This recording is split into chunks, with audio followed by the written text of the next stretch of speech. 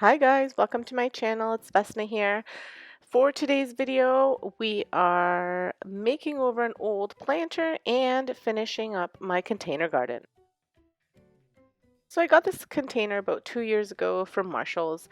It cracked all around, like the paint chipped completely off. Although I love the color, I'm not sure what happened to it, whether I don't remember leaving it outside, but maybe I did. I'm not sure. But anyway, it hasn't been used. It's just been chipping off the paint. So what I tried doing was soaking it in some warm soapy water to get a lot of the paint off. Ideally, I wanted to get all of the paint off. I was not able to. I even hosed it down.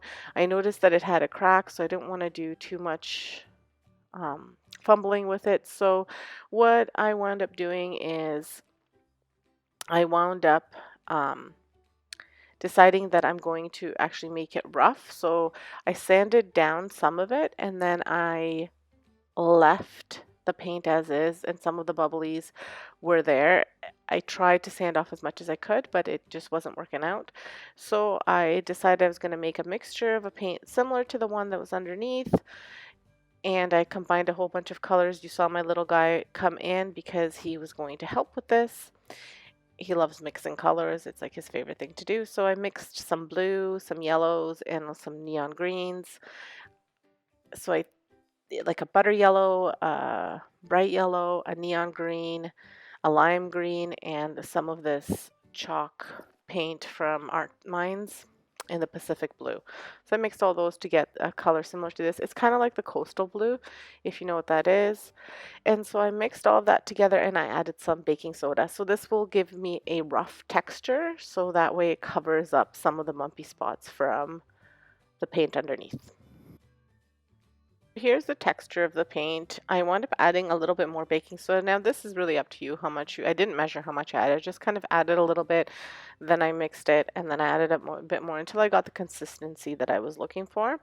And then as I mentioned, I went back and I sanded it down a little bit using two different grits of paper, and just to get some of the paint that was like big pieces that were coming off so that they wouldn't chip off after I painted it, but not all of it. Like I tried really hard to get as much of this paint off, but it was really hard.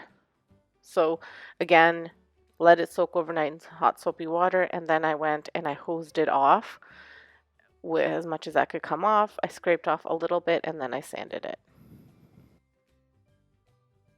So then after I cleaned it up a bit, I just went ahead and I painted it, and I did 2 coats of this paint.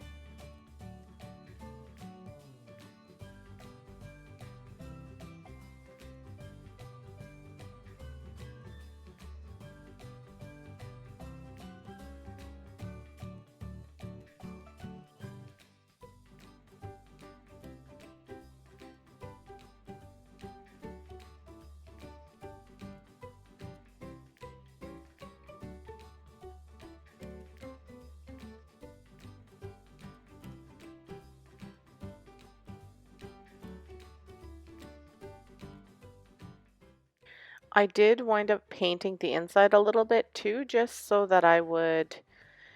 you wouldn't be able to see in case I use different pots. You'll see the little pots that I'm using in there for my herbs. They are from the Dollar Tree, and they came in a pack of 4, I believe. So I just used those in there, but just in case I switch them out, I painted just the top part so that you wouldn't be able to see it.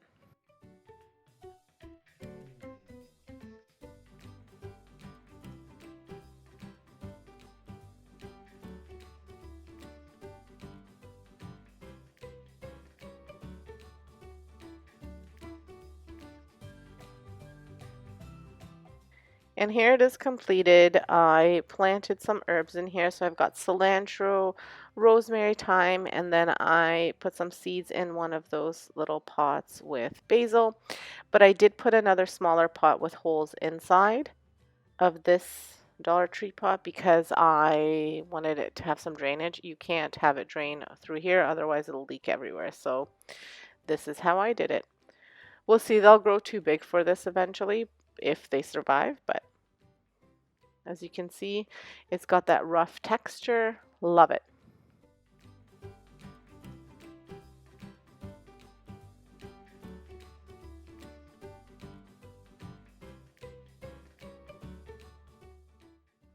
So if this is your first time here, my name is Vesna, and on this channel you can find all sorts of home decor DIYs, trash to treasures, thrift flips, furniture, upcycles, all sorts of things that are budget friendly and a part of home decor I do on this channel. This is my mini garden series. This is episode 2 of the garden series because some of the viewers said they wanted to see how I set up my garden. So that's the theme for today's video. So if you like this kind of stuff, any kind of home decor, holiday themed decor, farmhouse decor on a budget, make sure you hit that subscribe button and leave me a comment. I really do appreciate you guys taking the time to comment and watch and all of that stuff. So thank you so much again. And let's move on to the next part of the video. So if you watched part 1 of this series, I'll link it above here.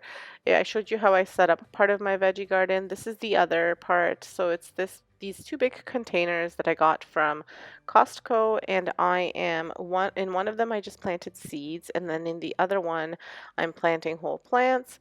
So I got a whole bunch at the farmer's market of these little, I got cilantro and parsley and tomato plants, some kale, some peas, and some peppers. So I've planted all of them in here. I think I planted the tomatoes too close.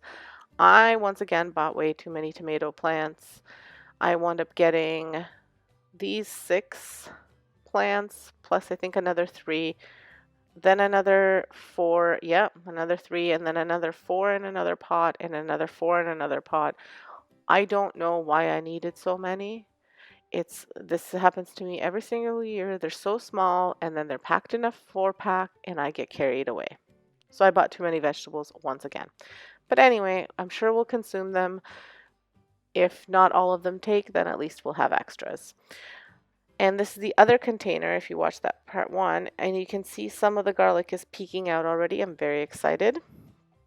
And when I plant these, I just put a little bit of Miracle-Gro, the organic vegetable kind, into the hole, and then I pop them in there, and that's all there is to it. The next part of the container garden, I've got these juice bottles that I saved, and what I've done is I've cut the bottoms off of them, and I'm going to make like a little herb planter out of these. So I was going to use a screw and just heat it up to poke holes into this, but then it wasn't working, so I used my wood burning tool, and that worked really well to make some really nice holes. You could poke them through with scissors or a knife, but I'm accident prone and I cut myself easily, so I did it this way. So to prepare the planter, you want to cut the bottoms off, then you want to poke some holes depending on how much stuff you want to be putting in, and they're also good drainage holes. You could poke a hole in the lid as well. I didn't, but you can. If I see lots of waters accumulating in them, I will poke a hole in the bottom, but I didn't for now because I made lots of little holes on the sides. And it just depends how many plants you want to stick in here for the holes. So I just did a whole bunch so I would have the option. And then to make it a little bit more nice looking, I just put the burlap around the top, like around the rim of it, so that it would look a little bit nicer. I did think of putting something at the bottom, like jute rope or something, and wrapping the lid, but I was worried that in case I needed to take that off for whatever reason, if there was too much water or something, I didn't want to restrict myself on that, so I didn't. But you can, or you could color the lid. It doesn't really matter. I have lots of blue under my deck, so it'll kind of go with the blue. And that's all there is to it. I've seen some people spray paint these, but I kind of worried about sunlight. I didn't know if it would affect the sunlight. It probably wouldn't, but I just kind of worried about it, so I just left it as is. But you could totally probably paint it and have it look a little bit different. I wanted to try it because this is my first time trying this, try it out like this, and then next year I'll try and paint it and see if it makes a difference. So I just hot glue the burlap around the top, and it's to cover the cut because I tried to cut it as even as possible. I cut it using my handsaw, but I still wound up getting, not cutting it even in all places. And then I sanded it down a little bit. It was still looking kind of rough, so this kind of covered that part of it. And then you just fill it with potting soil. I did a mixture of the organic vegetable potting mix that I showed you in the series 1. I'll have that video linked in here as well. And mix it with just some topsoil, and I just kind of mix it all together so that way it's lighter, and a little bit of potting soil as well. You want to have potting soil in there because that has better drainage. Because I was hanging these, I also made sure I put little holes at the top where the burlap was. So after I put the burlap around, I poked those holes in there so that I could put this wired jute rope in, and it's perfect for hanging. It went through nicely, and then you can kind of, because it's wire, so you can just wrap it around so it holds nicely, and it makes a nice little perfect hanger for the planter. And then once you have the dirt in there and everything set up, then what you do is you take herbs and you just take like the little stem of the herb and you pop it in there. Some of them I had with roots, like the cilantro. Well, the cilantro I did without the root, and I just did the stem. And then the thyme I did with the root, and I just kind of took it out and I separated it all so that it would give me a bit of the root. And then the mint was from my mom's garden, and she just pulled some out for me, and I just stuck it in there, and I stuck some at the top. So here they are all completed. So thank you so much for stopping by today, and I hope you enjoyed this video. It's a little bit different from what I normally do, but I thought I'd share some of my gardening stuff since you guys were interested. I do have a bonus video coming out tomorrow. It's the Look for Less challenge, and it'll be up for you, and it'll be another outdoor theme, but it'll be a look for less, so it'll be a home decor item for less. So please make sure you check that out as well. And I have another video on my home channel coming out tomorrow. It's a tier tray collab, so check that out if lots of stuff for you to watch if you'd like. So thank you so much. Have a great day. Stay safe and subscribe if you haven't subscribed, and thanks for watching.